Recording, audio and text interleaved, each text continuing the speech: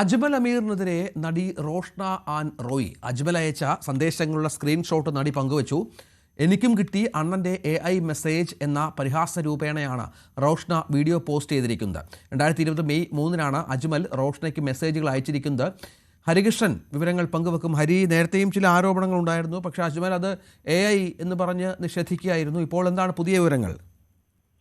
രഞ്ജിത്ത്, ഈ AI ലീലാവിലാസങ്ങൾ എന്ന് പറഞ്ഞുകൊണ്ടുള്ള കളിയാക്കലുകളാണ് അജ്മലിന് നേരെ ഉയരുന്നത്. അജ്മൽ പറഞ്ഞത് 100% നുണയാണ് എന്ന് തെളിയിക്കുന്ന രീതിയിലേക്കാണ് കാര്യങ്ങൾ മാറുന്നത്. എല്ലാം AI തലയിൽ കെട്ടിവെച്ചുകൊണ്ട് ഇതെല്ലാം എഡിറ്റഡാണെന്നും AI രീതിയിലേക്ക് മാത്രമായിട്ട് മെസ്സേജുകളൊന്നും താനൊന്നും ചെയ്തിട്ടില്ല എന്നുള്ള അജ്മലിന്റെ വാദങ്ങൾ ഓരോന്നോരോന്നായി പൊളിയുന്ന സാഹചര്യമാണ് നിലവിലുണ്ടാകുന്നത്. ഇപ്പോൾ സിനിമാ മേഖലയിലെ ഒരു പ്രവർത്തകയ്ക്ക് നേരെ വളരെ മോശം സന്ദേശങ്ങൾ അയച്ചിരുന്നു എന്നുള്ള ഓഡിയോ ഉൾപ്പെടെ നമ്മൾ പുറത്തുവിട്ടതാണ്. അതിന് പിന്നാലെയാണ് ഇപ്പോൾ മലയാളി നടിയെ റോഷ്ന ആൻ റോയ്ക്ക് ഇതുപോലുള്ള മെസ്സേജുകൾ അയച്ചു എന്ന് റോഷ്ന തന്നെ തന്റെ ഇൻസ്റ്റഗ്രാം ഹാൻഡിലൂടെയാണ് അജ്മലിന്റെ ഈ ഒരു മുഖം പൊളിച്ചിരിക്കുന്നത്. അണ്ണന്റെ AI മെസ്സേജ് എനിക്കും കിട്ടി എന്നുള്ള രീതിയിലാണ് റോഷ്ന പങ്കുവച്ചിരിക്കുന്നത്. അതോടൊപ്പം തന്നെ എത്രയും നല്ല വെള്ളഭൂഷൽ എന്ന് പറഞ്ഞുകൊണ്ട് അജ്മലിന്റെ വാദങ്ങളെ ഖണ്ഡിക്കുകയും ചെയ്യുന്നുണ്ട് റോഷ്ന. സ്വാഭാവികമായിട്ടും കഴിഞ്ഞ ദിവസങ്ങൾ മുതൽ തന്നെ അജ്മലിനെതിരെ വളരെ ശക്തമായ രീതിയിൽ തന്നെ ഓരോ പെൺകുട്ടികൾ രംഗത്തെത്തുന്ന ഒരു സാഹചര്യം ഉണ്ടായിരുന്നു. അത് അജ്മലിന്റെ പരിചയക്കാർ പോലുമല്ല, വളരെ റാൻഡം ആയിട്ടുള്ള പെൺകുട്ടികളാണ് അജ്മലിനെതിരെ അജ്മൽ പങ്കുവച്ചിരുന്ന ഒരു വിശദാംശ വീഡിയോ ഉണ്ടായിരുന്നു. ആ വീഡിയോയ്ക്ക് താഴെ നിരവധി പെൺകുട്ടികളാണ് ഈ ഒരു കമന്റുമായി എത്തിയത്. അപ്പൊ എനിക്ക് അയച്ച മെസ്സേജ് എന്താണ്, എനിക്ക് വന്ന വീഡിയോ കോൾ എന്താണെന്ന് തുടങ്ങി നിരവധി പെൺകുട്ടികൾ അക്കമിട്ടുകൊണ്ട് അജ്മൽ തങ്ങൾക്ക് അയച്ച മെസ്സേജുകൾ ഉൾപ്പെടെയുള്ള കാര്യങ്ങൾ പുറത്തുവിട്ടുകൊണ്ട് രംഗത്തെത്തി. ഓഡിയോ മെസ്സേജുകൾ ഉൾപ്പെടെയുള്ളവർ പുറത്തുവിടുകയും ചെയ്തു. അങ്ങനത്തെ സാഹചര്യത്തിൽ വല്ലാത്ത പ്രതിസന്ധിയിൽ നിൽക്കുന്ന അജ്മലിനെ വീണ്ടും കുരുക്കിലാക്കുകയാണ് നടി റോഷ്ന ആൻ റോയുടെ ഈ ഒരു സ്ക്രീൻഷോട്ട് പങ്കുവച്ചത് എന്ന് വേണം തന്നെ പറയാൻ.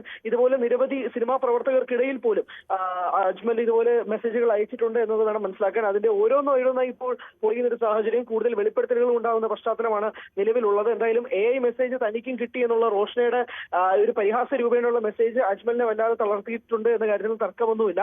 ഈ വരുന്ന മണിക്കൂറുകളിൽ പ്രത്യേകിച്ച് സത്യം പറയുകയാണെങ്കിൽ ഒരു കോൾ ഔട്ട് ആണ് അജ്മലിനെതിരെ നടക്കുന്നത്. സോഷ്യൽ മീഡിയയിൽ ഒട്ടാകെ തന്നെ പല പെൺകുട്ടികളും അജ്മലിനെതിരെ കോൾ ഔട്ട് നടത്തുന്നു. അതിൽ സിനിമാ പ്രവർത്തകർ ഉൾപ്പെടെയുള്ളവർ ഉണ്ട് എന്നുള്ളത് വാസ്തവമാണ്.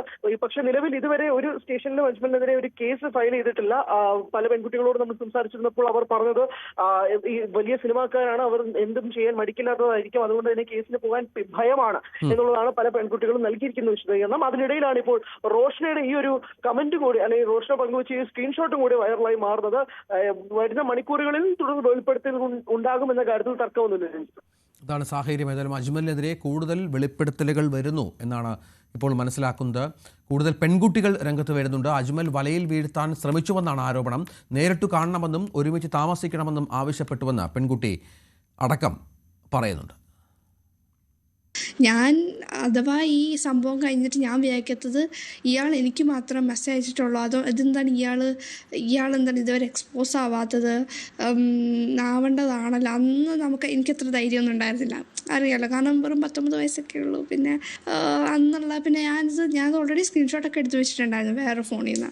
എന്നിട്ട് ഞങ്ങൾ വിചാരിച്ചത് പുള്ളിയൊന്നും ആയിരിക്കില്ല, പുള്ളി അക്കൗണ്ട് മാനേജ് ചെയ്യുന്ന വേറെ ആരെങ്കിലും ഒക്കെ ആയിരിക്കും എന്നാണ് നമ്മൾ വിചാരിച്ചത്. പക്ഷേ ഇപ്പോഴല്ലേ സംഭവം മനസ്സിലായത് പുള്ളിയാണ് ഇതെല്ലാം ചെയ്യുന്നത്, മാരീഡാണ് എന്നൊക്കെ. പിന്നെ അതും ഒരു ഞെട്ടലാണല്ലോ, കാരണം ഒരു ആക്ടർ, പുതിയ കാര്യമല്ല, പക്ഷെ എന്നാലും ഒരു നല്ല ധൈര്യത്തോടു കൂടി പുള്ളി എനിക്ക് മെസ്സേജ് അയക്കുക, ഇങ്ങനെയൊക്കെ മെസ്സേജ് അയക്കുക. ഞാൻ എന്തെങ്കിലും സെക്സ് അങ്ങനെ ഇതിൽ പോയിട്ടല്ലല്ലോ, ലൈക്ക് ഞാൻ ആ ഒരു ഇതിൽ ഇൻട്രസ്റ്റഡ് അങ്ങനെയൊന്നും ചോദിച്ചിട്ടല്ലല്ലോ. പുള്ളി ഇങ്ങോട്ട് തന്നെ വീട് എവിടെ കാണാൻ വരുന്നുണ്ടോ, ഞാനിവിടെ വരുന്നുണ്ട്, നമുക്ക് മീറ്റ് ചെയ്യാം എന്നൊക്കെ പറഞ്ഞിട്ടുള്ള ഇതേപോലെ രീതിയിലാണ് എനിക്കും ഇങ്ങനെ വന്നിട്ടുണ്ട്. അപ്പോഴാണ് നമുക്ക് എന്തോ സ്പെല്ലിംഗ് മിസ്റ്റേക്കൊക്കെ തുടങ്ങിയത്. അജ്മലിൽ നിന്ന് മോശം അനുഭവം ഉണ്ടായെന്ന് മറ്റൊരു പെൺകുട്ടിയും പറഞ്ഞു. ഇയാൾക്കൊപ്പം സിനിമയിലൊപ്പം പ്രവർത്തിച്ച യുവതിക്കാണ് ദുരനുഭവം. പെട്ടെന്ന് സ്കെഡ്യൂൾ ബ്രേക്ക് ഇട്ടു. അപ്പം ഞാൻ ബാംഗ്ലൂരോട്ട് തിരിച്ചു വരാം. അപ്പം ഞാൻ ഓൾറെഡി ബസ് ബുക്ക് ചെയ്തേ.